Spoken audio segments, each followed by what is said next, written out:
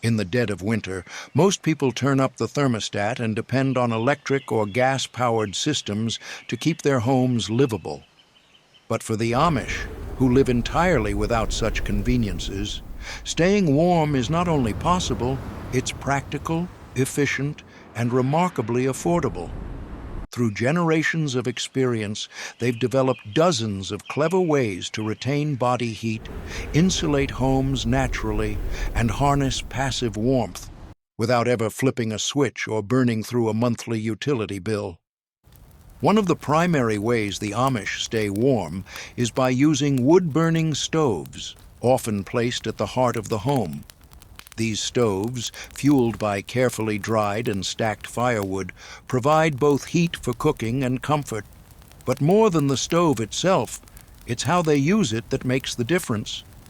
The Amish are masters of heat conservation, using stovetop kettles for humidity, thick stove blankets to trap rising warmth, and carefully timed fires to maintain consistent temperatures through the day and night.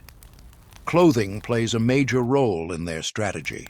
Rather than relying on indoor heating, the Amish dress as if they were outside. Layers of wool, flannel, and quilted fabrics are worn from the moment they rise. Long underwear, homemade socks, aprons, shawls, and head coverings help trap body heat. Floors are covered in thick rugs or straw mats to block the chill from below. Windows are double-layered or covered with clear plastic during the coldest months to prevent heat loss, while wooden shutters are closed tightly at dusk. Even sleeping arrangements reflect wisdom in heat conservation. Amish beds are piled high with handmade quilts, often 5 to 10 layers thick, each sewn from heavy cotton and wool scraps that trap warmth. Families may even sleep in shared bedrooms during the coldest months, allowing body heat to naturally warm the space.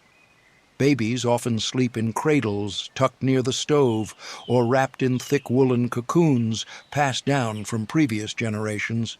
But perhaps one of the most effective and cheapest tricks of all is this: motion over comfort. Amish families stay busy. Chores are never neglected, even in the cold.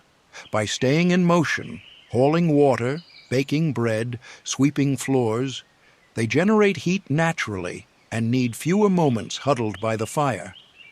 Stillness is reserved for nightfall when the day's warmth has already been earned. Part 2. Smart layering, homemade insulation, and heat retention tricks.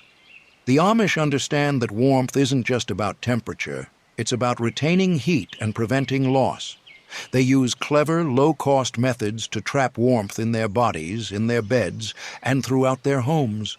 These techniques don't rely on modern materials. Instead, they come from tradition, resourcefulness, and a deep understanding of how to work with what the land provides. One of the simplest and cheapest ways the Amish stay warm is by using layered clothing made from natural fibers.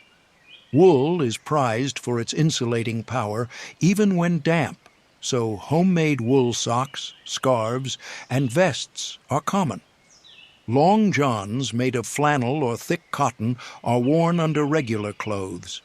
In cold months, children and adults alike wear multiple layers, even indoors, because they believe in dressing for the cold, not heating the air around them. Another trick is the use of homemade quilted wraps and shawls. Amish women often sew rectangular shawls and lap blankets stuffed with old wool scraps or cotton batting. These wraps are kept near chairs and workstations used for sewing, reading, or writing. Because they're lightweight yet warm, they allow freedom of movement while keeping the core body temperature stable. Inside the home, windows are a critical battlefront for heat loss. Amish families hang thick homemade curtains, sometimes made from old quilts or blankets, over every window during winter. In extremely cold weather, they'll nail or tape up clear plastic sheeting on the inside of window frames, creating an insulating air pocket that prevents cold drafts and retains heat. This costs very little, yet the difference in warmth is dramatic. Bed warmth is another priority. Amish families prepare for winter by layering beds with 5 to 10 handmade quilts, each made from thick cotton, flannel, or wool. These quilts are not light comforters. They are heavy, heat-trapping layers that weigh down the sleeper and prevent the body's warmth from escaping. It's not uncommon for quilts to be passed down for generations, each layer holding the labor and care of family hands. One brilliant Amish trick is the use of bed warmers, metal or ceramic pans filled with hot coals or stones placed under the covers shortly before bedtime. Some families now use heated bricks wrapped in cloth, warmed by the stove and slipped into the bed to radiate heat for hours. This method requires no electricity and very little fuel, yet transforms an ice-cold bed into a cozy retreat. Flooring also plays a role. Many Amish homes have braided or patchwork rugs made from scraps of old clothes, which insulate feet from freezing floors.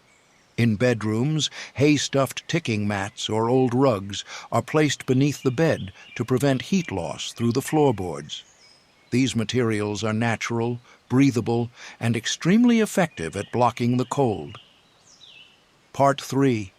Efficient firewood, homemade heating, and natural home insulation. For the Amish, the firewood pile is more than just fuel. It's a foundation of winter survival.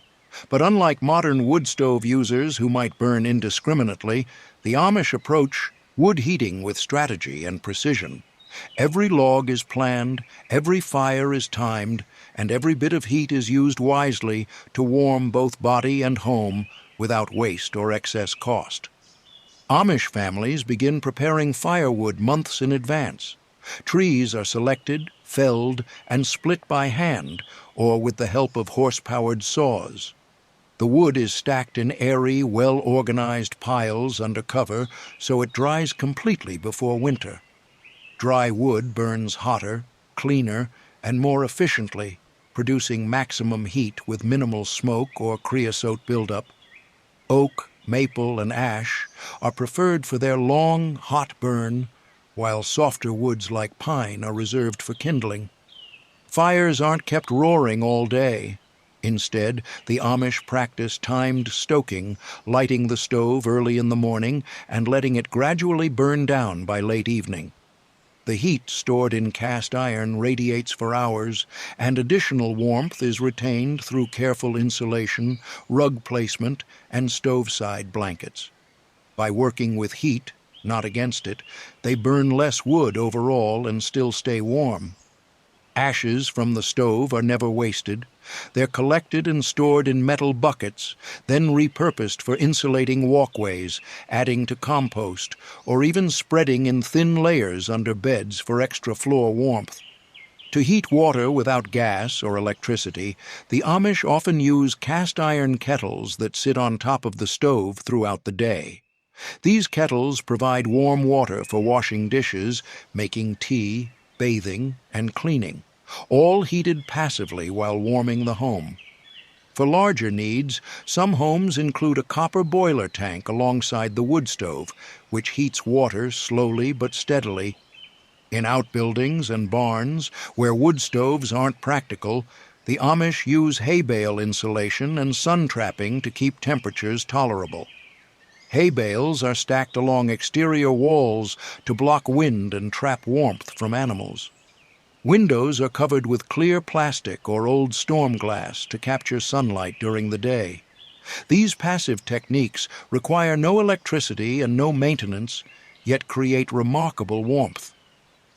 Part 4. Homemade heating pads, warm barns, and winter habits. A beloved household item in many Amish homes is the homemade heating pad. Rather than buying electric pads, they sew small cloth sacks filled with dried corn, rice, or even cherry pits. These are heated near the stove or in warming ovens and then placed under blankets, tucked behind backs, or held in gloved hands to keep warm. Amish children are taught early how to make heat with their bodies. This means more than wearing layers. It means understanding how to generate warmth by using your own energy.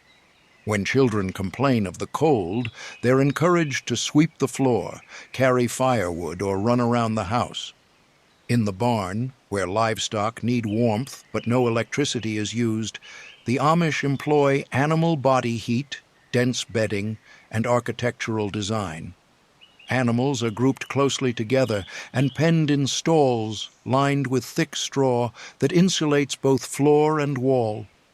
Manure and bedding are layered into deep piles that generate passive warmth as they decompose, a technique called the deep litter method.